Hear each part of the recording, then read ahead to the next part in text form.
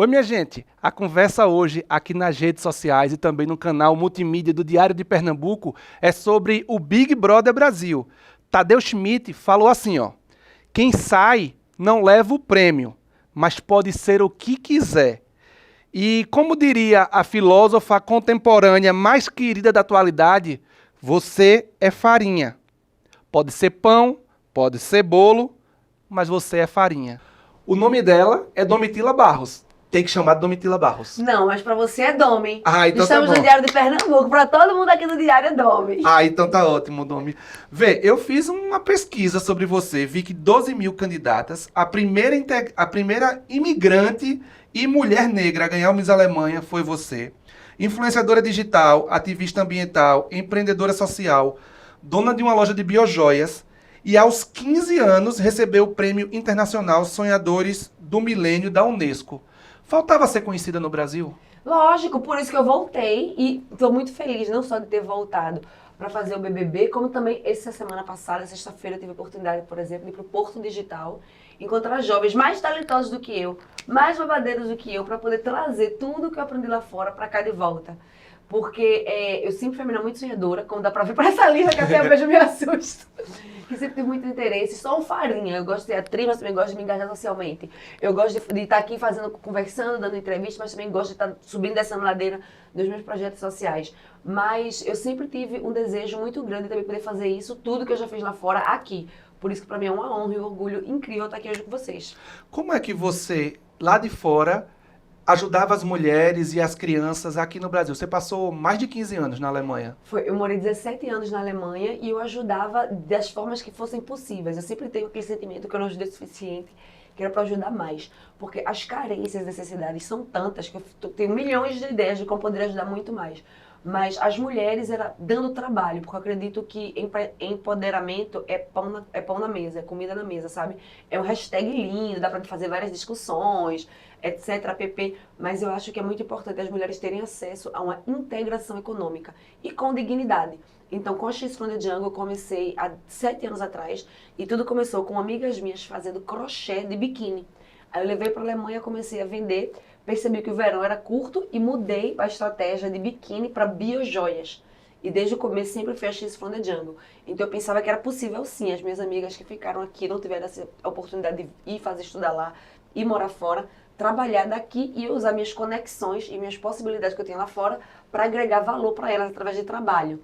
E as crianças é a questão de que meus pais fundaram há 40 anos atrás uma ONG chamada CAM, Centro de Atendimento a Meninas e Meninas. E essa ONG nunca teve apoio estatal, nem prefeitura, nem governo do estado, nunca doou nada para a ONG. E a gente sempre viveu de doações, porque meu pai vem do Córrego de Euclides, minha mãe do Morro da Conceição. Então eles já vêm de uma realidade muito humilde, não tinham condições de bancar o projeto financeiramente, mas tinham um sonho de ajudar crianças da comunidade a ler e escrever. Então, quando eu fui morar na Alemanha, eu comecei a fazer palestras para explicar para o mundo que existem coisas tipo bala perdida, crianças que moram na rua, porque eram coisas que as pessoas na Europa nem sabiam da existência. Então, fazendo essas palestras, muitas pessoas se sensibilizaram e se animaram para doar para os projetos de crianças carentes no Brasil. Não só os dos meus pais, vários projetos no Brasil todo foram privilegiados com essas palestras. E eu sempre achei que essa é a melhor forma da gente poder ajudar as pessoas, deixando elas desenvolver os talentos dela sem ter que se humilhar. E uma coisa que eu sempre achei muito importante, porque eu venho do Morro da Conceição, eu venho de comunidade, é o seguinte: eu não acredito muito nesse conceito de caridade. Ah, eu não uso mais essa jaqueta, eu vou te dar porque eu sou uma santa. Não, eu acredito que para poder a gente superar a pobreza é um gesto de responsabilidade, certo? Eu acho que nós sabemos, no Brasil tem soja para todo mundo, café para todo mundo, feijão para todo mundo, carne para todo mundo, mas tudo dividido de uma forma muito desigual, né? Então eu sempre pensei, eu não acho legal essa questão de, eu tô te dando isso. Eu falei, não, você é capaz, você quer trabalhar, você sabe fazer o quê? Bora fazer as coisas acontecer? Você é uma criança, você tem direito a ter uma infância em segurança. Porque no projeto dos meus pais, por exemplo, muitas pessoas pensam, quando eu faço as palestras na Europa, por exemplo, na Europa, Ásia, o pessoal pergunta, e aí, como é que as crianças se sentem quando eles têm acesso à educação? Deve ser a coisa mais importante para eles no projeto, né? Eu falo, não. As crianças não vão para o projeto porque eles querem ser doutor, nem porque eles querem ser advogado. Eles vão para poder brincar em segurança. porque o projeto é o único espaço na comunidade onde tem um parquinho, onde tem uma biblioteca, onde as crianças podem brincar sem ter medo de ser atropelado ou de tiroteio. Então toda criança, creio eu, tem esse desejo de estar perto da família e ter uma criança e ter uma infância em segurança. Aí, é muito engraçado que as pessoas reagem, poxa, é verdade, eu nunca parei para pensar sobre isso. Nenhuma criança chegou no projeto e falou, eu quero vir para o projeto porque eu quero ser doutor, porque eu quero ser advogado. Ela sempre fala, eu quero comer sem ter que comer do lixo e eu quero poder também brincar sem ter medo que vai acontecer alguma coisa comigo. Sem ter que ser violentada sexualmente, sem ser atropelada por um carro, sem ser vítima de uma bala perdida. Está literalmente na linha do tiro. Está literalmente na linha do tiro. E eu acho que é muito importante. Muitas pessoas me conhecem por causa da coisa, influenciadora, não sei o que, não sei o que, não sei o que, não sei o que. Mas eu acho muito importante sempre contar essa história, sabe? Sim. Porque da onde eu venho tem muito talento. Por isso que eu voltei agora. Eu deixei de fazer meus trabalhos que eu estava fazendo de campanhas publicitárias em São Paulo, eu mesma pagando para vir para cá para participar dessa campanha não, desses projetos aqui também no Porto Digital, porque eu me via como eu também tendo a oportunidade de ir para a Europa, é uma coisa boa, mas quero ou não, também é um produto de exportação. Teve uma época que a gente exportava para o Brasil, agora a gente exporta cérebros, né? Então eu sei que aqui no Recife, principalmente, eu tenho uma conexão muito boa com os jovens, eu sei que tem jovens talentosíssimos, maravilhosos aqui, e eu queria muito estar perto deles. E eu acredito que essa forma é uma forma de participar socialmente com impacto real, sabe? E eu sempre falo que eu não faço isso porque eu sou boazinha, nem porque eu sou inteligente, é porque eu quero me aposentar. Conversando com você agora, nesse pouquinho, eu já lembrei de uma frase de Paulo Freire, que eu não vou dizer exatamente como ele dizia, mas ele diz que vai dar certo quando sua fala é igual ao seu discurso. E eu vejo você com a sua biojoia, eu vejo você com o crochê das suas amigas. Como é que você consegue dar esse exemplo? Eu acho que pra mim, é minha verdade. Não tipo assim, que os outros estão mentindo. Mas eu dormi de ontem pra hoje na comunidade. Eu passei essa semana na comunidade, por exemplo, né? São minhas amigas. Dava pra estar num hotelzinho Boa Viagem, né? Não, teve a parceria, tudo. Eu tô lá também, mas o final de semana, como eu não tinha trabalho, eu preferi estar perto dos meus, estar perto da minha família, também estar na comunidade. Porque eu acho que também é importante as pessoas verem que... É complexo, mas eu sinto, não é o que eu penso, agora é o que eu sinto da seguinte forma. Você não escolhe onde você vai nascer. Você não escolhe o corpo que você vai nascer. Você não escolhe a cor da pele que você vai nascer. Você nasceu e tá aí, é isso aí. E tenta fazer o melhor disso. Então, pra mim, voltar pra comunidade, ir pra laje com as minhas amigas, tá subindo e descendo a ladeira, tem duas coisas. Eu sei que as pessoas têm medo da gente. Então muitas pessoas perguntam, tu não tem medo de voltar não, agora que tu ganhasse um Big Brother? Agora eu falei, não. Porque são seres humanos, é a minha família, são meus irmãos e irmãs, não é bicho. E por isso que eu acredito que seja fácil, porque são as pessoas que eu amo, são as pessoas que eu convivo. Mesmo morando 17 anos na Alemanha, eu passava pelo menos um mês por ano em linha do tiro. Então eu acredito que... Dizem que algumas vezes, algumas pessoas, a fama sobre a cabeça, ou você isso, ou você aquilo. Quando eu fui Miss Alemanha, eu trouxe a televisão alemã para mostrar minha realidade na comunidade. Eu não mostrei para eles como é minha rotina de beleza e de cabelo, eu mostrei para eles como é a minha rotina quando eu tô com as minhas amigas na comunidade, sabe? Então, eu acredito que é muita gente que fala sobre a gente e eu tenho um orgulho muito grande de falar sobre mim. E eu acho muito bonito falar, eu venho daqui. Hoje, eu estava conversando com um amigo meu e ele falando, Domi, eu não vou poder te acompanhar porque não tem água aqui em casa, eu vou ter que esperar chegar para poder tomar banho. Eu acho muito importante eu poder falar sobre isso. E eu não falo sobre isso porque eu li no jornal ou porque é a nossa realidade. Sim. Você pode ser o melhor da sua escola, você não pode pegar o ônibus. Quando eu fui, semana passada, o jovem estava falando na minha palestra. A caminho de vir para cá, para essa palestra da Mitila, tinha um homem armado no ônibus. Então, eu tive que descer antes, vim andando, cheguei atrasado porque tinha um homem armado. Então, eu acho que é muito importante a gente falar sobre a nossa história. E eu não me sinto bem falando, eu não sou milionária, eu não sou famosa, subjetiva, eu sou Domitila de linha do tiro, que nasceu no Morro da Conceição. E eu acho que quanto mais eu tô ali, quanto mais eu falo sobre isso, quanto mais eu visto a camisa literalmente, mais pessoas vão se sentir orgulhosas da realidade deles. Eu falo muito também da questão do start, né? Se a gente pensar que a vida é uma corrida de 100 metros. Nem todo mundo começa no mesmo lugar. Tem gente que começa aqui com tênis, tem gente que começa lá atrás com o pé rachado e sem tênis. E se essa pessoa ganhar, ou se essa pessoa chegar pelo menos no metade do jogo, vale muito. Agora, se depois que eu chego na final, eu paro de falar sobre isso, eu paro de vestir a camisa e eu paro de estar em contato com as pessoas que me formaram, aí eu vou parar também de usar, de falar. Porque não vai fazer mais parte do meu dia a dia, da minha realidade. E eu acredito que eu tô no mundo para isso também, dentre outras coisas, sabe? Eu vejo muitos jovens inteligentíssimos, capazes, que abrem mão de tanta coisa para estudar, trabalha de se matar para estudar. São os melhores, o Porto Digital daqui de Recife, que é o maior Porto Digital do mundo. A gente exporta os melhores talentos de programação para o Canadá, para os Estados Unidos. Então, eu sei que é difícil falar. Eu venho de linha do tiro e as pessoas vão ficar pensando assim, guardar o celular, né? Uhum. Mas, por outro lado, eu acho que quanto mais pessoas que... Eu não vou dizer que vencem na vida, mas assim, quanto mais pessoas que estão em visibilidade falam sobre isso, mais esses preconceitos vão se acabando. Agora, eu preciso também lembrar que eu não sou a única pessoa que faz isso. Muita gente fala como se só você... Não, eu, por exemplo, eu sou fanzaça do MC Troia.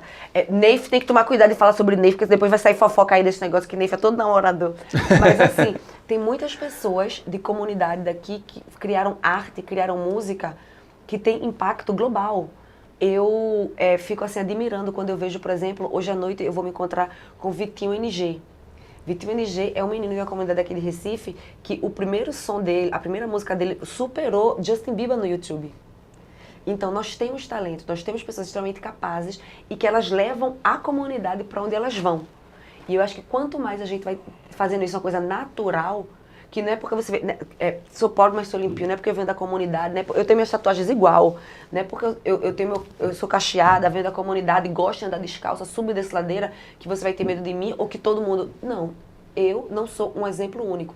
Existem várias pessoas da comunidade que também têm um start muito difícil, são extremamente de sucesso, pessoas que inspiram muitas pessoas e que ainda falam, é dali que eu venho e quando é no meu final de semana eu vou estar ali com meus amigos tomando minha cervejinha ou indo na minha igreja. E eu acho que isso é muito importante, a gente desmistificar a imagem da favela. Isso é até engraçado porque desde que eu saí do Big Brother, as pessoas me criticam quando eu falo que eu venho da favela ou quando eu falo que eu sou negra.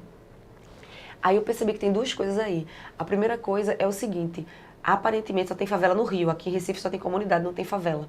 Isso. E a segunda coisa é que eu fico pensando, se fosse uma notícia, mataram, estupraram, aí eu podia falar que eu sou preta, que eu venho da favela. Agora pra falar, eu sou Miss, eu sou a mulher mais influente do mundo, e eu sou preta e venho da favela, aí não pode. Aí não, agora de um dia pra noite eu não sou mais preta. A pessoa fala, mas você é muito clarinha pra dizer que você é preta, não é? Não, mas no Recife não tem favela, como assim você vem da favela? Aí eu falo, bora subir dessa ladeira comigo, linha do Tiro, Nova Descoberta, Alta Bonifácio, Morro da Conceição. E quando eu dou minhas palestras, como aqui no Recife, 140 jovens.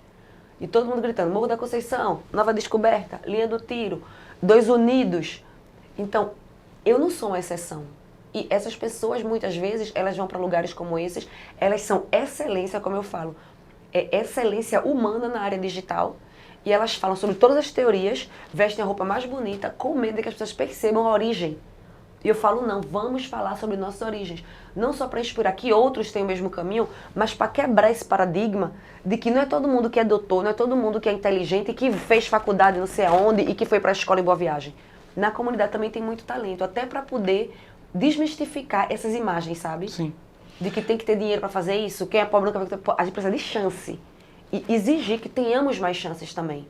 Uma coisa que você falou aí da corrida, quem sai na frente e quem sai com o pé descalço lá atrás, é uma discussão que está muito aqui no Brasil e que está precisando ser falada, que é privilégio, né? Como é que você consegue entender essa questão dos privilégios aqui no Brasil, de quem vai para projeto social do seu pai só para brincar, porque não pode brincar na rua, enquanto tem gente que está um pouquinho mais ali em Apipucos ou em Casa Forte, que tem onde brincar e quer ser doutor? Sim, eu vim entender a questão dos privilégios quando eu era pequena, que a minha avó, Dona Alzira, do Córrego de Euclides, teve 10 filhos e ela limpava o chão da hospital de restauração e era aquela senhorinha que ficava apertando o elevador para poder a pessoa subir e descer. E eu vi como alguns doutores, depois que ela passava o pano, cuspiam onde ela acabou de passar o pano, com a necessidade de humilhar, de colocá-la no lugar dela. Aí foi aí que eu, enquanto criança, comecei a entender como é que o privilégio se materializa. E eu não podia reclamar com esses doutores, porque minha avó iria perder o emprego se eu fizesse isso. Eu era muito jovem, eu seria desobediente, mal educada. Mas isso nunca passou, sempre eu percebi esse tipo de coisa. E eu acho que no Big Brother, o momento onde isso explode é quando uma candidata linda, maravilhosa, loira, famosíssima, cheia de seguidores, chega numa conversa que eu estou tendo com um candidato negro, começa a gritar com ele, só não chama ele de bonito. Ele, quando pensa em se levantar, eu falo, fique sentado e deixa ela gritar, porque esse privilégio nós não temos. Porque se ele só falasse pra ela, pare, e depois foi o que aconteceu também, de quando ela sai da casa, que falam, ela é autêntica e ele é briguento. Então, eu acho que esse é um dos motivos também que foi tão importante eu participar dessas coisas, porque você vê, só precisa dar o número do episódio e fala, privilégio é isso. Tem pessoas que têm o privilégio de poder, por exemplo, assim, um pequeno privilégio também na área da educação. Tem pessoas que têm o privilégio de ter acesso à educação, outras pessoas não têm. Porque tem que trabalhar, porque não tem transporte público para chegar na escola, porque não tem horários, porque não tem alimento para poder chegar e se concentrar. Ou a escola é o lugar do alimento. Ou a escola é o lugar do alimento. Então, eu acho que, na palestra que eu fiz semana passada aqui no Recife, teve uma aluna que veio me perguntar, ô Domitila, como é que você lidar com a questão pressão e mental health, saúde mental? Aí eu falei, eu tive burnout, eu fiquei pesando 42 quilos e tive que fazer 3 anos de terapia para poder superá-lo. E eu não posso chegar na minha comunidade ou numa palestra dessa e dizer para os jovens, estude 4 dias por semana e descanse 2 para poder você cuidar da sua saúde mental. Porque se eu falo isso para eles, eu estou tirando pão da boca deles. Porque somos iguais, mas uns são mais iguais do que outros. Eu tenho certeza que se eu não fosse Miss Alemanha, se eu não fosse a mulher mais influente do mundo, se eu não tivesse feito mestrado em 4 línguas, tudo isso, eu não teria alcançado, não é nem só o sucesso, é o trabalho, é o ponto de cada dia que eu alcancei. Para uma mulher como eu tive que ser a melhor em tudo que eu faço para poder entrar em lugares. Então, eu não posso dizer para os outros que basta você ser uma pessoa inteligente e se esforçar um pouquinho que vai dar certo, porque não vai. A minha experiência não foi essa. Talvez dê, eu também não quero mandar ninguém se matar e trabalhar. Talvez dê, mas eu só posso falar das coisas baseadas na minha experiência. E a minha experiência foi muito sofrida. Não só por vir de comunidade, ter um start difícil, mas porque, por exemplo, eu vou para a Alemanha fazer mestrado, certo? Eu tenho uma bolsa de estudos que dá para pagar o quarto que eu durmo. Agora, como eu vou pagar meu plano de saúde? Como eu vou comer? Como eu vou ver minha família uma vez por ano? Aí o que acontecia? Eu fazia mestrado em 4 línguas na Alemanha, mas a escola que eu fui não tinha nem inglês. Então, eu enquanto faço mestrado, tenho que ainda autodidaticamente me ensinar as línguas. Soube que as Spice Girls ajudaram aí, não As foi? Spice Girls ajudaram demais, graças a Deus por isso. Eu tive que trabalhar como babá. Graças a Deus, em algum momento, me acharam para poder eu trabalhar também numa novela. Mas um aluno alemão, normalmente, o que é que acontece? Eles fazem a escola e já fazem 4 línguas na escola. Quando eles terminam a escola, antes de fazer vestibular, eles vão fazer 1 ano de férias pelo mundo, paga pelo governo. Depois de 1 ano de férias pelo mundo, eles voltam e são pagos para estudar. E eles já falam a língua, eles já entenderam o sistema, eles já sabem qual é o ônibus que eles vão pegar. E eu não posso falar, não, eu preciso também. Não, eu tenho que dar graças a Deus que eu consegui a bolsa de estudos. Eu que me viro no instinto para de madrugada entender qual é o ônibus, entender o sistema, aprender a língua e conseguir um emprego sem ser ilegal para não perder o visto para poder fazer o mestrado. E dar graças a Deus, porque eu sei que eu sou privilegiada, que a maioria das minhas amigas nem esse privilégio tem. Então, baseado nisso, eu não posso falar, não, porque nós merecemos sim, mas vai ser com sacrifício. Eu não conheceria outro caminho. E eu acho que é por isso que é tão fácil para mim falar sobre privilégios. A parte do privilégio que não é a parte racional, é a parte emocional, que mais me prejudica no dia a dia, é aquela parte quando você vê, você sabe, mas você não pode verbalizar. Porque você está colocando o emprego ou até a vida de uma pessoa que você gosta muito em risco. Então, aí é quando eu percebo, principalmente no Brasil, quão difícil isso é. E uma coisa que pra mim, eu morei 17 anos na Alemanha, eu vivi muito na minha infância, e quando eu voltei, foi um choque cultural. Eu sei que isso existe, eu sei que isso é normal, mas não é. No mundo isso não existe, só existe aqui. Que é quando você chega num prédio e o pessoal fala, você vai pelo elevador de serviço. Semana passada, no Rio de Janeiro, se criou uma lei que é proibido ter elevador de serviço e elevador social. Então, é um apartheid. Século XXI, né? É um apartheid em que nós vivemos. Então, a gente não pode falar que não existe privilégio baseado nisso. Domitila, e falando em saúde mental, como é que você cuida da sua, tendo em vista o fardo que você leva nas costas, de ser responsável por ser exemplo para tantas cacheadas e tantos cacheados também? Eu acho que a coisa que mais me ajudou durante a minha terapia para cuidar da minha saúde mental é aprender a dizer não e planejar as coisas. Eu não sei quem está assistindo essa entrevista agora, mas eu cresci numa realidade onde quem diz não é chato, quem diz não é uma pessoa arrogante, metida, porque a gente sempre pode, né? Sim, eu posso, eu te ajudo, eu faço e aconteço. Eu aprendi a dizer não. Exemplo, eu trabalho muito, eu faço muita coisa, etc, pp, mas nesse final de semana, eu tô no Recife, a trabalho, sábado e domingo eu falei pra equipe, eu falei, sábado e domingo eu vou ficar com a minha família e não é negociável. Aí no sábado apareceu uma oportunidade única, maravilhosa, eu falei, aí fala, tem que voltar no sábado pra São Paulo, ter essa coisa, eu não posso falar por causa de que é um babado forte, e depois voltar pro Recife no domingo pra estar aqui segunda e terça fazendo a agenda. Aí eu falei, como eu disse, meu final de semana com a minha família não é negociável. Aprender a dizer não. Aprender a dizer não. Eu talvez perdi a oportunidade, talvez perdi, mas eu acredito em karma, eu acredito em Deus. Eu não acredito que porque eu não tive no sábado, naquela reunião, não existe nenhuma possibilidade. É possível. Tem online, tem como adiar, tem várias possibilidades que você pode criar. Agora, aprender a dizer não foi uma coisa que me salvou a minha saúde mental.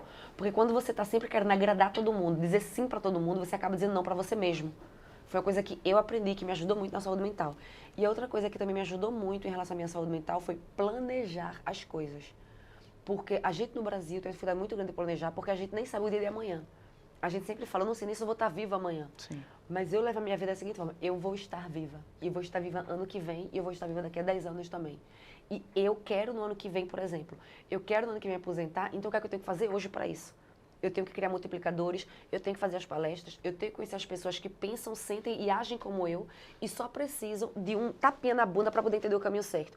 E quando essas pessoas estiverem em todo... uma é ministra, a outra está no Diário de Pernambuco, a outra está não sei aonde, eu não preciso mais fazer o que eu faço, porque existem várias pessoas que fazem na mesma metodologia que eu acredito que é uma metodologia que vai funcionar para melhorar o mundo. Então, uma coisa que é muito importante para mim, de que ajuda na saúde mental, é entender que eu não sou o centro do mundo. Se eu não fizer, o mundo não vai se acabar. Se eu perder o trabalho para você, eu não vou morrer de fome. Porque eu gosto de trabalhar, eu vou criar outras oportunidades. Então, eu acredito que isso ajuda muito, porque quando a gente pensa, só eu sei fazer, só eu posso fazer, se eu não fizer, eu vou perder. Não, você não está perdendo. Você não está perdendo. Tem trabalho para todo mundo. Se a gente se organizar direitinho, dá pra todo mundo ser feliz. É aquela mesma história em relação ao relacionamento hoje em dia. Antigamente era você e sua esposa. Hoje em dia é você e sua esposa, a mãe, o marido, a vizinha. Todo mundo vai dar um palpite. Aí o Instagram, Sim. o Facebook, o Twitter. Sim. Sabe? A mesma coisa eu acho que é pra saúde mental online e offline. Esse sentimento de que, não porque eu trabalho muito, porque só eu sei fazer, porque eu tenho que ir, porque... Não, é sobre isso. Insubstituível só no coração da mãe, né? Exatamente. Só. Então eu percebo que, em vez de se submeter à realidade, você sempre fala em criar a sua própria realidade, né? Como é que a gente pode ver outras favelas vencerem como você? Não, a gente vai deixar isso para você responder amanhã, porque vai partir essa entrevista em 2 episódios, porque você tem muito para falar e muito para inspirar outras pessoas. Então, amanhã, quem vier aqui nas redes sociais do Diário de Pernambuco vai ver Domitila respondendo como outras favelas podem vencer como ela também. E também os bastidores do Big Brother, ou pelo menos o que ela pode contar dos bastidores do Big Brother, porque tem muito contrato ali, né? Muito contrato. Então a gente volta a se encontrar para mais um bate-papo aqui nas redes sociais e também no canal do YouTube do Diário de Pernambuco amanhã, tá bom? Até lá!